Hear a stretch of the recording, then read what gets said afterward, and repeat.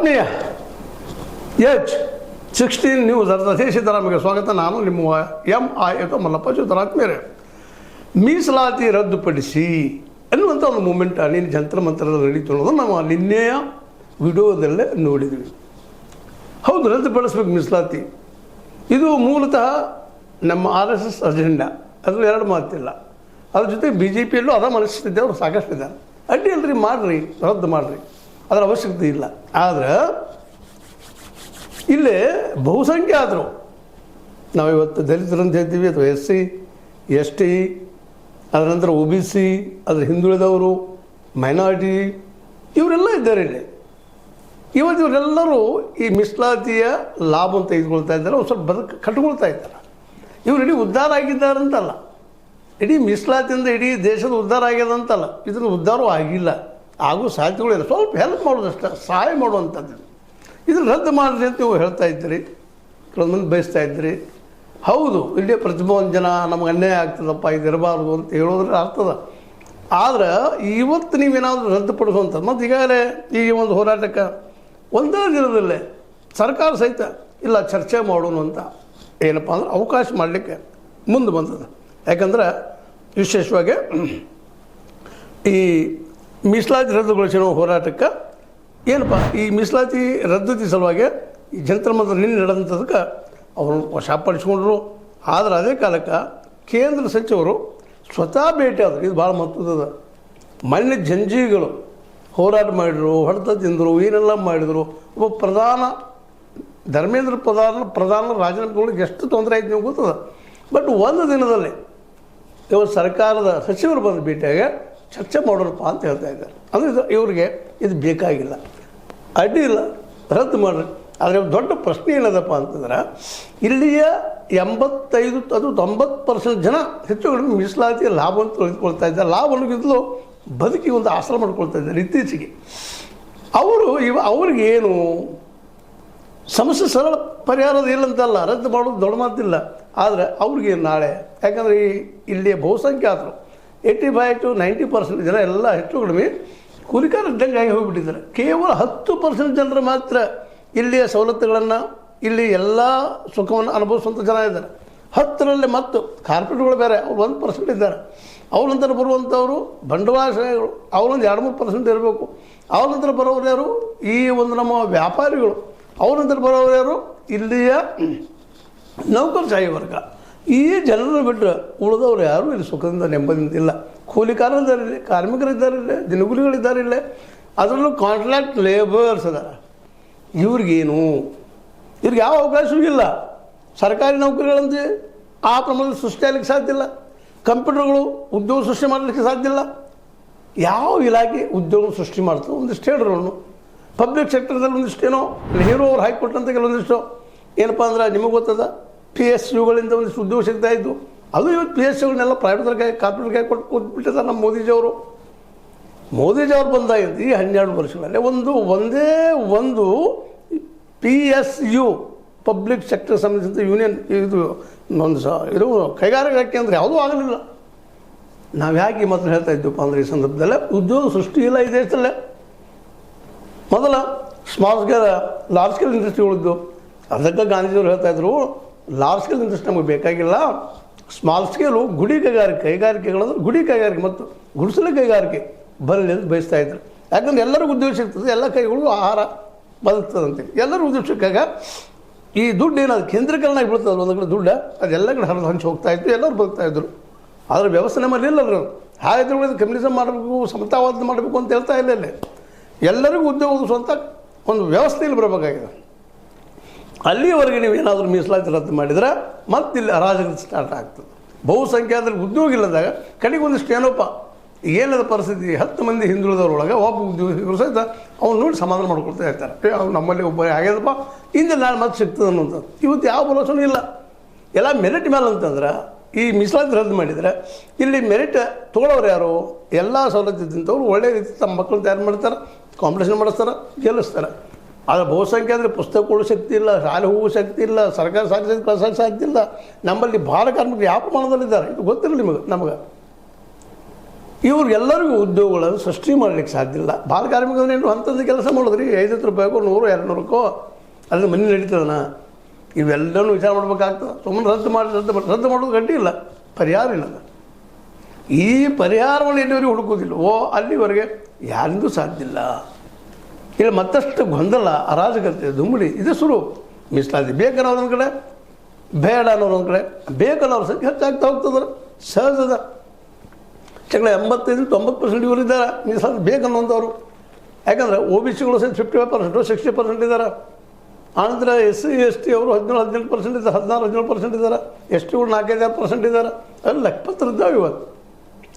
ಅವ್ರಿಗೆ ನೀವೇನಾದರೂ ಇವತ್ತು ಮೀಸಲಾತಿ ರದ್ದು ಮಾಡಿದ್ರಪ್ಪ ಅಂತಂದ್ರೆ ಚರ್ಚೆ ಮಾಡೋಂತ ಹೇಳ್ತಾ ಇದ್ದೀರಿ, ಕೈಲಿ ಏನು ತಪ್ಪಿಲ್ಲ. ಆದರೆ ರದ್ದು ಮಾಡೋದು ಪೂರ್ವದಲ್ಲಿ ಎಲ್ಲರಿಗೂ ಉದ್ಯೋಗ ಒದಗಿಸುವಂಥ ಕ್ಷೇತ್ರ ಯಾವುದು?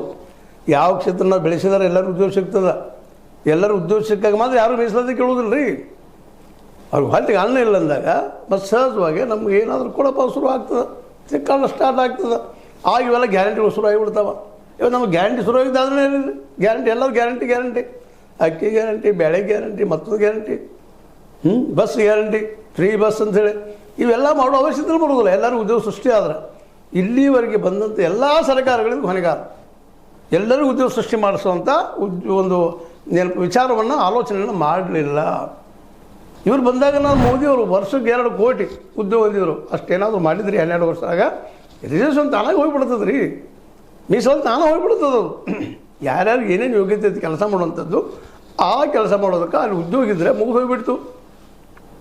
ಯಾಕಂದರೆ ಇವತ್ತು ಇಂಗ್ಲೀಷನ್ನ ಬರಲಾರದ ವ್ಯಕ್ತಿ ಅಥವಾ ಒಂದು ತಂತ್ರಜ್ಞಾನ ಇಲ್ಲಂಥ ವ್ಯಕ್ತಿ ಅಥವಾ ಇವತ್ತು ಯಾವುದೇ ಒಂದು ಸೈನ್ಸ್ ಸರಿಯಾಗಿ ಇಲ್ಲಂಥ ವ್ಯಕ್ತಿ ಸಹ ಪಾಪ ದಿನಗೂಲಿ ಮಾಡ್ಕೊಂಡು ಹೋಗ್ತಾ ಇದ್ದ. ಒಳ್ಳೆ ಪೇಮೆಂಟ್ ಬಂದರೆ ಸಾಕಲ್ಲಪ್ಪ, ಅವ್ರಿಗೇನು ಬೇಕಾಗಿದೆ.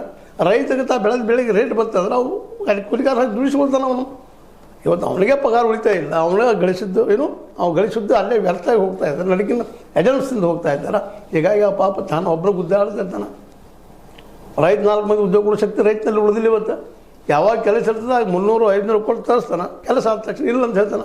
ಮತ್ತು ಪರ್ಮನೆಂಟ್ ಉದ್ಯೋಗ ಇಲ್ಲ ಅಂತ ತಕ್ಷಣ ಮನೆರಾಗ ಅದು ತೊಗೊಂಬಂದು ಮನೆರಾಗ ಸಹಿತ ಇವತ್ತು ನೀವು ಜಿ ತಂದು ಅದನ್ನು ಬದಿಗೆ ಸರಿಸಿದ್ರಿ.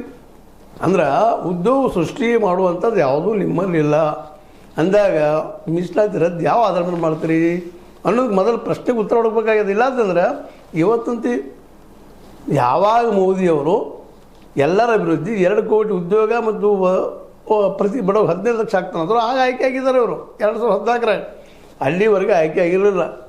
ಅದಕ್ಕೆ ಪೂರ್ವದಲ್ಲಿ ನಮ್ಮ ವಾಜಪೇಯಿ ಅವರು ಸಾಕಷ್ಟು ಪ್ರಯತ್ನ ಮಾಡಿ ಒಂದಿಷ್ಟು ಗೌರ್ಮೆಂಟ್ ಮಾಡಿದ್ರು, ಸಮ್ಮಿಶ್ರ ಸರ್ಕಾರ ಒದ್ದಾಟ ಮಾಡಿದರು.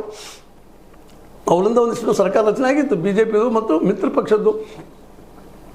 ನಂತರದಲ್ಲ ಮೋದಿ ಅವ್ರು ಬಂದು ಈ ಮಾತುಗಳನ್ನು ಹೇಳಿದರು. ನಂತರ ಚೇಂಜ್ ಆಗ್ತಾ ಹೋಯ್ತು. ಮತ್ತು ಬೇರೆ ಇವತ್ತು 2 ಕೋಟಿ ಉದ್ಯೋಗ ಇಲ್ಲ, ಏನೂ ಇಲ್ಲ ಅಂದಾಗ ಈಗ ನೀವೇನಾದರೂ ಮೀಸಲಾತಿ ರದ್ದಿಗೆ ಎಂಟ್ರಿ ಕೊಟ್ಟಂದ್ರೆ ಅದು ಬರೀ ಅಂದ್ರೆ ಸಾಕು, ಇಡೀ ದೇಶ ತುಂಬ ಚಳವಳಿಗಳು ಮತ್ತೆ ಸ್ಟಾರ್ಟ್ ಆಗಿಬಿಡ್ತಾವೆ. ಮತ್ತಷ್ಟು ಅರಾಜಕತೆ, ಈಗಾಗಲೇ ಅರಾಜಕತೆ ಎತ್ತದ. 80-20 ಮತ್ತೇನೋ ಮಾಡಿ, ಹಿಂದೂ ಮುಸ್ಲಿಮ್ ಹೊಡೆದ, ಮಾಬ್ ಲಿಂಚಿಂಗು ಮತ್ತೇನೋ ಮಾಡಿ, ಲವ್ ಜಿಹಾದ್ಗಳು ಮತ್ತೇನೋ ಮಾಡಿಕೊಂಡು ಇಡೀ ದೇಶದಲ್ಲಿ ಅಸಮಾನತೆ ಅಥವಾ ಮತ್ತೆ ತಿಕ್ಕಾಟ ಕಾರಣ ಆದಂಥ ಈ ವ್ಯವಸ್ಥೆ ಇವತ್ತು ಮೀಸಲಾತಿ ರದ್ದುಪಡಿಸಿ ಹೋರಾಟಕ್ಕೆ ಏನಾದರೂ ಸರ್ಕಾರ ಇಂಬು ಕೊಟ್ಟು ರದ್ದುಪಡಿಸಿದ್ರೆ ಅದಕ್ಕೆ ಪರಿಹಾರ ಒಂದು ಎಲ್ಲರಿಗೂ ಉದ್ಯೋಗ ಸೃಷ್ಟಿ ಮಾಡುವಂಥದ್ದು ಇತ್ತಂದ್ರೆ ಮೀಸಲಾತಿ ಹೋಗ್ಬೋದು. ಅದು ರದ್ದುಪಡಿಸಿ ಅಂತ ಎಲ್ಲರೂ ಹೇಳ್ತಾರೆ, ಅದರ ಅವಶ್ಯಕತೆಯೇ ಇಲ್ಲ. ಆದ್ರೆ ಎಲ್ಲರಿಗೂ ಉದ್ಯೋಗ ಇಲ್ಲ ಅಂದಾಗ ಸಹಜವಾಗಿ ಉದ್ಯೋಗ ಇಲ್ಲದ ಜನ ನಮ್ಮ ಉದ್ಯೋಗ ಕೊಡಿ ಅಂತ ಸರ್ಕಾರಕ್ಕೆ ಹೇಳ್ತಾರೆ. ಸರ್ಕಾರ ಏನು ಮಾಡಬೇಕಾಗ ಎಷ್ಟೊಂದು ಗ್ಯಾರಂಟಿ ಕೊಡ್ತೀರಿ, ಎಲ್ಲಿ ತಂದು ಕೊಡ್ತೀರಿ ಗ್ಯಾರಂಟಿ? ಬಸ್ ಗ್ಯಾರಂಟಿ ಫ್ರೀ ಕೊಟ್ರಿ, ಅಕ್ಕಿ ಕೊಟ್ರಿ, ಮತ್ತೇನೋ ಕೊಟ್ರಿ, ಅದ್ರ ಮೇಲೆ ಕೊಡಬೇಕಾಯ್ತೇ ಇಲ್ಲ. ಶಿಕ್ಷಣಕ್ಕೂ ಇಲ್ಲ. ನಾವು ಕೇಜ್ರಿವಾಲ್ ಸರ್ಕಾರ ಅಷ್ಟ ದೆಹಲಿಯಲ್ಲಿ ಶಿಕ್ಷಣಕ್ಕೆ ಮತ್ತೊಂದಿಷ್ಟು ಈ ಮೆಡಿಸಿನ್ ಔಷಧಕ್ಕೆ ಕೊಟ್ಟಿತ್ತು ಅವಕಾಶ. ಈಗಂತೂ ನಮ್ಮ ಅಲ್ಲಿಯ BJP ಸರ್ಕಾರ ಅದನ್ನು ಬಂದ್ ಮಾಡಿದ ಸುದ್ದಿಗಳಿದ್ದಾವೆ. ನೋಡ್ಬೇಕಾದ್ರೆ ಏನಾಗಿದೆ ಒಟ್ಟಿನಲ್ಲ ಮೀಸಲಾತಿ ರದ್ದಾಗಬೇಕಾಯ್ತಂದ್ರೆ ಮೊದಲು ಆಗಬೇಕಾಗಿದ್ದ ಕೆಲಸ ಅತ್ಯಂತ ಸ್ಪಷ್ಟವಾಗಿ ಹೇಳುವಂಥದ್ದು, ಮೀಸಲಾತಿ ರದ್ದು ಪಡಿಸೋಕ್ಕಿಂತಲೂ ಎಲ್ಲರಿಗೂ ಉದ್ಯೋಗ ಸೃಷ್ಟಿ ಮಾಡುವಂಥ, ಎಲ್ಲರಿಗೂ ಉದ್ಯೋಗ ಸಿಗುವಂಥ ವ್ಯವಸ್ಥೆಯನ್ನು ಮಾಡಿದರೆ ಎಲ್ಲರೂ ತಾವೇ ಬಿಟ್ಬಿಡ್ತಾರೆ. ಮೀಸಲಾತಿ ಬೇಡಪ್ಪ ನಮಗಂತೇಳಿ ಯಾರಿಗೂ ಮೀಸಲಾತಿ ಬೇಕಾಗಿಲ್ಲ ಅನ್ನೋದು ಅಷ್ಟೇ ಸತ್ಯದ. ಯಾಕಂದ್ರೆ ಹಸ್ದವ್ಗೆ ಅನ್ನಬೇಕು, ಹಂಗೆ ಇಲ್ಲ ದುಡಿಯುವಂಥ ವ್ಯಕ್ತಿಗಳಿಗೆ ಉದ್ಯೋಗ ಬೇಕು. ಹೊಟ್ಟೆ ತುಂಬಬೇಕಾದ್ರೆ ಉದ್ಯೋಗ ಬೇಕು. ಉದ್ಯೋಗ ಬೇಕಾದ್ರೆ ಇಲ್ಲ ಅಂಥ ಕ್ಷೇತ್ರ ಬೇಕು. ಆ ಕ್ಷೇತ್ರ ಇಲ್ಲಿ ಇವತ್ತು ಇದ್ದುದೆಲ್ಲ ಬಂದ್ ಆಗ್ತಾ ಇದ್ದಾವೆ ನಾನು ನೆನಪಿಟ್ಕೊಂಡು ರದ್ದು ಮಾಡಬೇಕಾ ಮಾಡಬಾರ್ದ ಅನ್ನೋದನ್ನು ನಮ್ಮ ಕೇಂದ್ರ ಸರ್ಕಾರ ವಿಚಾರ ಮಾಡಲಿ ಅಂತ ಹೇಳ್ತಾ, ಇದು ನಿಮಗೆ ಲೈಕ್ ಆಗ್ಬೋದು, ಲೈಕ್ ಆಗ್ಬೋದು, ಶೇರ್ ಮಾಡಿ, ಕಾಮೆಂಟ್ ಮಾಡಿರಿ. ಜೊತೆಗೆ ಸಬ್ಸ್ಕ್ರೈಬ್ ನಿಲ್ಲಿಸ್ಕೊಳ್ತೀವಿ. 16 ನ್ಯೂಸ್ ಅರ್ಥಾತ್ ಹೆಚ್ಚಿತನದು ಸತ್ಯದ ಕೈಗನ್ನಡಿ ವಂದನೆಗಳು. ಆತ್ಮೀಯ ಸಾರ್ವಜನಿಕರಲ್ಲಿ H16 ಅರ್ಥಾತ್ ಸೀತಾರಾಮದಿಂದ ಒಂದು ಮನವಿ. ಈ ಸಂಸ್ಥೆ ಭ್ರಷ್ಟಾಚಾರ, ಅನ್ಯಾಯ, ಅತ್ಯಾಚಾರಗಳಿಂದ ನೊಂದವರ ವೇದಿಕೆ. ಅನ್ಯಾಯಕೋರರ, ಭೂಗಳ್ಳರ, ನಶಾ ಸಾರಾಯಿ ಮಾಫಿಯಾಗಳ ವಿರುದ್ಧದ ಧ್ವನಿ. ರೈತರ, ಕೂಲಿಕಾರ, ಕಾರ್ಮಿಕರ, ಬಿದ್ದ ಸಮುದಾಯ ಜನರ ಧ್ವನಿ. ಬೆಂಬಲವಾಗಿ ನಿಂತು ತನುಮನ ಧನದ ಸಹಾಯಕ್ಕೆ ಸಾರ್ವಜನಿಕರಲ್ಲಿ ಕೋರಿಕೆ. ದಾನದ ಸಹಾಯ ನೀಡಿ ಸ್ವಾತಂತ್ರ್ಯ ಪತ್ರಿಕೋದ್ಯಮ ಉಳಿಸಿ ಬೆಳೆಸಿ. ವಂದನೆಗಳು. ತಮ್ಮನ್ನೇ ನಂಬಿರುವ ಮಲ್ಲಪ್ಪ ಇ ಜೋತಾವರ್.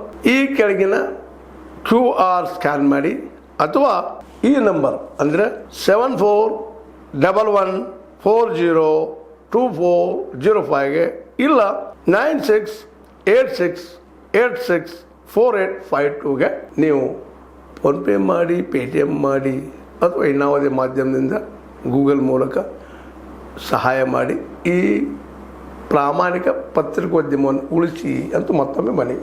ವಂದನೆಗಳು.